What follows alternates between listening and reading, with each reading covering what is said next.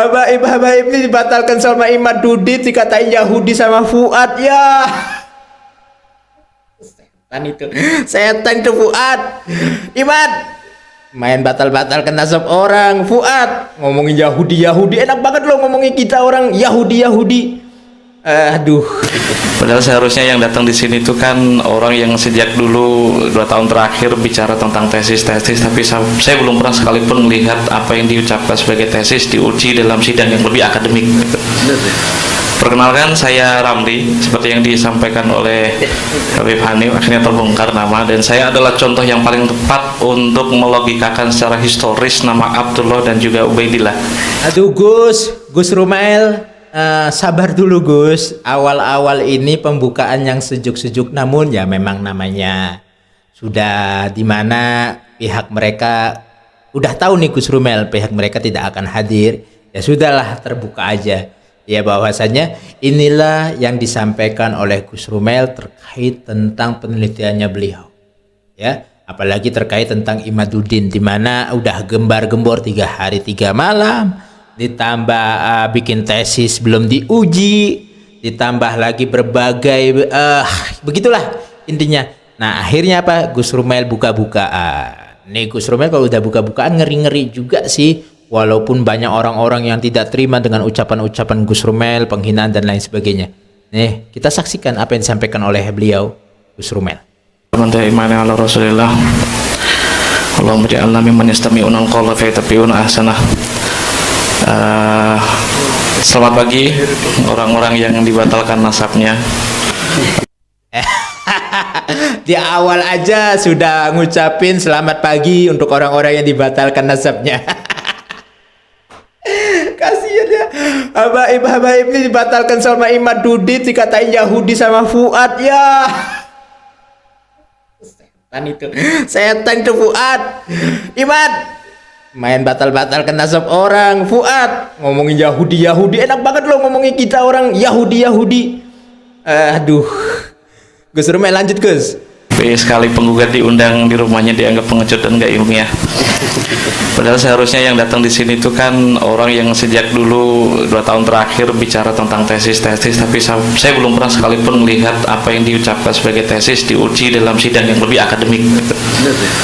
Perkenalkan, saya Ramli, seperti yang disampaikan oleh Habib Hanif, akhirnya terbongkar nama, dan saya adalah contoh yang paling tepat untuk melogikakan secara historis nama Abdullah dan juga Ubaidillah. Bukanlah suatu yang kontroversial, bukanlah suatu yang jika tidak ada bukti historisnya, apakah dia adalah sosok yang fiktif gitu. Belum pernah saya lihat. Saya adalah orang yang selama 1 tahun terakhir ya, genap 1 tahun terakhir itu mewawancari beberapa pakar, beberapa intelektual, baik ada di Indonesia maupun di tempat yang lain, dan belum pernah saya sekalipun mendengar ketika saya sodori tesisnya Kiai Haji Imaduddin, kecuali para pakar itu mengatakan ini penelitian orang bodoh yang belum pernah tahu bagaimana cara ilmu nasab bekerja. Ini adalah penelitian bodoh ya, karena orang yang meneliti ini tidak ngerti, paham betul ya terkait ilmu nasab bekerja. Ya memang begitulah, kalau memang main tabrak-tabrakan Gus ya, si Imad kan main tabrak sana main tabrak sini, ulama-ulama disalahkan semuanya. Nah, begitulah. Saya sengaja mengawali presentasi ini dengan kalimat seperti itu karena diakui atau tidak banyak orang yang berusaha menepis dan meng-exaggerate, apa nyebutnya itu, terlalu melebih-lebihkan, meng-overrated itu penelitian yang seharusnya bisa disebut cuma clipping dan makalah, tapi naik derajatnya menjadi tesis yang sangat akademik.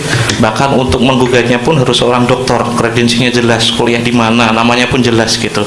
Terlalu berbelit-belit dan terlalu birokratis. Sementara kita selama 2 tahun melihat bagaimana beliau berkeliling dengan teman-temannya tanpa birokrasi, tanpa tedeng aling-aling.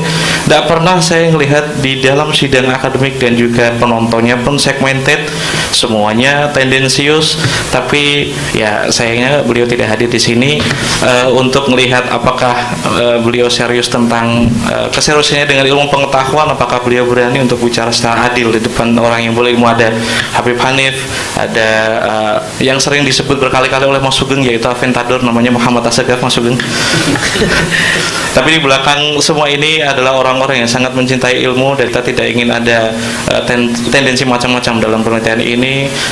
Saya berusaha, ini jadi klimaks dari cekcok 2 tahun terakhir, karena melelahkan, terlalu banyak framing, terlalu banyak insinuasi, terlalu banyak punya terlalu fasis gitu.